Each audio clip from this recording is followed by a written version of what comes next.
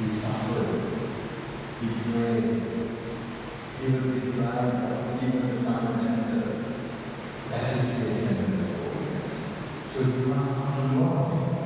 And the happy that one of your own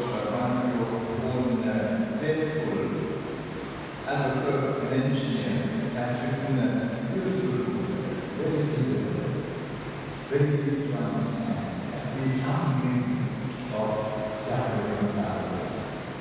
And Maharaj Chitra, the one who wrote the classical biography of St. Joseph Vaz, has also written a classical biography of Jacob Gonzalez.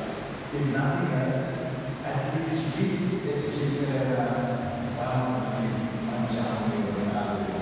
I would ask Father Jose, Daz, and Father Benito to give you the necessary permission if you make a request to reprint it here and make it available also in the language.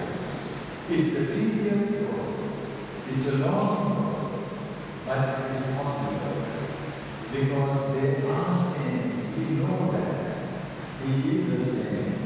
But when the church identifies someone, he is saying, in this community, you recognize him as a saint, and now you live that life. When someone is canonized, the church is saying, he is a model for the universal church, for all Christians.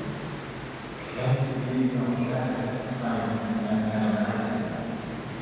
We dream of the day that this tremendous missionary, following in the footsteps of his mentor, of the one who dreamed of a native church, of a church that is truly incarcerated, a church that we can call our own because our idiom, our values are being taken up by God's own revelation.